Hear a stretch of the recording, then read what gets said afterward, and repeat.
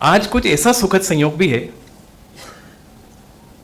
Doctor अमीय पहारे जी अभी मैंने पैर छुए, 21 साल बाद में मिला। सर ने मुझे बॉटनी पढ़ाई, आज अभी सुनेंगे उन्हें हम यहाँ। तो सर ने गले लगा लिया। ये वो बहुत बड़ा पुरस्कार है। ये छात्र समझ सकता है, गुरु समझ सकता है। और हम सब उस देश में हैं जहां पर ये परंपरा सदियों से कायम है। जब भारत को हम कहते हैं कि भारत विश्व गुरु है, उसका निहितार्थ ये है कि यहां पर गुरुजन ऐसे हैं कि जिन्होंने भारत को विश्व गुरु बनाया है। संयोग सुखद ऐसा भी है कि मुझे जिन्होंने पढ़ाया वो भी यहां विद्यमान है, मैंने जिन्हें पढ़ाया वो भी यहां विद्यमान है। ये पीढ़ी है। कुछ लोग आयोग में काम कर रहे हैं भविष्य के निर्माण को लेकर, कुछ लोग 7 साल बाद काम करेंगे, कुछ 5 साल बाद करेंगे, कुछ 9 साल बाद करेंगे। ये धरोहर भी हमारे पास विराजमान है। तो ऐसे लोग भी हैं, वो सीनियर नहीं हैं, 2-3 साल पहले ज्वाइन किया वो भी हैं। तो ये हमारी पूंजी है कल की। क्यों? क्योंकि सौंप के जाना पड़ेगा हमको। रिटायरमेंट की बात करते हैं तो शिक्षक मुझे नहीं लगता कि कभी रिटायर होता है, कभी रिटायर नहीं होता। एक शब्द चलता है मौलिक, प्रतियोगी परीक्षाओं में भी, साक्षात्कार में भी हम लोग बात करते हैं कि रचना हो, जो भी हो वो उसका मौलिक हो। मैं उसकी व्याख्या कुछ इस प्रकार करता हूं। मौलिक यानी क्या? मौलिक मतलब मूल से जुड़ा हुआ, जिसको थोड़ा स्थूल रूप में हम कहते हैं कि जड़ों से जुड़ा हुआ। वो पूरा अर्थ नहीं है, मूल से जुड़ा हुआ। अभी डॉक्टर सुप्रियो दास यहां बात कर रहे थे पंच तत्वों की, अन्नमय कोश, शरीरमय कोश। आयुर्वेद के आचार्य भी प्रोफेसर शर्मा यहां बैठे हैं। मूल है हमारी आत्मा। वो आत्मा से जितना जुड़ा होगा वो मौलिक होगा। अब देखिए भारतवर्ष की संस्कृति और भारत की ज्ञान संपदा। जितने ग्रंथों का निर्माण, सृजन इस देश में हुआ, कहीं नहीं हुआ। यदि ना केवल धरती की बात करें, अखिल ब्रह्मांड की भी बात कर लें, मान लो कोई 7 लोक ऊपर भी हैं, धरती के नीचे भी 7 लोक हैं, ऐसे 14 लोकों की कल्पना है। उन 14 लोकों में ग्रंथों का निर्माण जितना भारतवर्ष में हुआ वो कहीं नहीं हुआ। देवताओं के यहां भी नहीं हुआ। अब वेद किसने रचे पता ही नहीं है। उपनिषद, पुराण, ऐसे जो ग्रंथों की अनगिनत श्रृंखला है, उसके रचयिता का नाम नहीं मालूम है। अब जो आधुनिक तस्वीर है वो उल्टी है। यहां हम इस बात के लिए लालायित रहते हैं कि हमारी कृति है, हमारा नाम किताब के इधर भी छपना चाहिए, इधर भी छपना चाहिए। परंपरा ऐसी है कि जहां पर पता नहीं है। अब वेद से बड़े क्या हमारे ग्रंथ हो सकते हैं? कितने बड़े स्कॉलर हो जाएं, उपनिषदों से बड़े कोई ग्रंथ हो सकते हैं दुनिया में? गीता से बड़ा कुछ हो सकता है? तो वो मूल है आत्मा की तरफ। वो आत्मा के अनुसंधान से निकली हुई चीजें, समाधि से निकली हुई चीजें हैं। जो निकला वो बांट दिया, किसी गुरु के हृदय से निकला, उसकी आत्मा से निकला, उसने अपने शिष्यों को बांट दिया।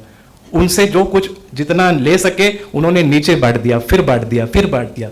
श्रुति स्मृति की यह परंपरा है। और कोई दावा नहीं करता है कि यह मेरा है। तो फिर है किसका? है उस आत्मा का। तो फिर इसकी आत्मा और उसकी आत्मा में क्या अंतर है? तो कहते हैं अहम ब्रह्मास्मि, मैं ब्रह्म स्वरूप आत्मा हूं। तो फिर वो जिससे ये कह रहे वो क्या है? तो उसके बारे में कहता तत्वमसि, तो भी वही है। तो फिर ये जगत क्या है? तो ये चराचर जो जगत है वो भी आत्मस्वरूप है। तो जिसके अंदर बुद्धि से थोड़ी ज्यादा ऊंचाई प्राप्त है, प्रज्ञा प्राप्त है, तो वो क्या है? तो प्रज्ञानम ब्रह्म, वो भी ब्रह्म है। तो गणित के लोग यहां पर विराजमान हैं, 3 बड़ी हस्तियां, हमारे माननीय सदस्य भी गणित के हैं, माननीय 2 कुलपति महोदय यहां पर गणित के हैं। तो 0 - 0 बराबर 0, 0 × 0 0, 0 + 0 0। तो पूर्णमद पूर्णमिदं पूर्णात् पूर्णमुदच्यते पूर्णस्य पूर्णमादाय पूर्णमेवावशिष्यते। यह आत्मस्वरूप जो चीज है वही मौलिक है। उस तरफ जितना हम बढ़ेंगे उतना निर्मल रहेंगे। कभी कभी हमारे बोलचाल की भाषा में कहते हैं यार जरा जब उलझ जाओ तो आत्मा की आवाज सुन लो, ये धोखा नहीं देगी कभी, वही मौलिक है। जब चार प्रलोभन के सामने चीजें खड़ी हो जाए, डामाडाल हो जाए, उससे हमारे कंट्रोलर महोदय रोज लड़ते हैं, हर दिन लड़ते हैं, हर घंटे लड़ते हैं कि किसी दिन मन डामाडोल ना हो जाए, पर वो आत्मा की आवाज हमेशा सचेत करती है, बचा लेती है। थोड़ा और नीचे उतारा कि ऐसा ना हो पाए तो क्या करें इन द्वंद्व में, ये ठीक है कि नहीं, ये ठीक है कि नहीं, उहापोह में, उलझन में, चार में से एक चीज को चुनना हो, तो फिर कहते हैं कि यदि आपको शास्त्र का ज्ञान है तो शास्त्र में जिस चीज के प्रति इंगित किया है वो मान लो। नहीं ज्ञान है शास्त्र का तो फिर लोक मर्यादा का पालन करो। लोक उसके प्रति क्या दृष्टि रखता है? शास्त्र में पता नहीं लिखा है कि नहीं लिखा कि शाम के समय पेड़ पौधों को कभी भी नहीं काटना चाहिए, पर शाम के समय तो बिल्कुल भी नहीं, पाप होगा। परंतु लोक, वो बघेलखंड का लोग भी यही कहता है कि शाम को अभी ऐसा नहीं करना। मालवा के सुदूर गांव देहात का व्यक्ति भी ये जानता है, उसके लिए किसी पीएचडी या डॉक्टरेट की जरूरत नहीं है। तो यदि आपको शास्त्र का ज्ञान नहीं है तो लोक की मर्यादा का पालन कर लो। ये बिखरा पड़ा है। जो स्कूल कॉलेज ये संस्थाएं आज से 20-25 साल पहले कितनी थी, सीमित थी। किसी को नदी पार करके स्कूल कॉलेज जाना पड़ता था, ऐसे लोग हैं, पास में नहीं था।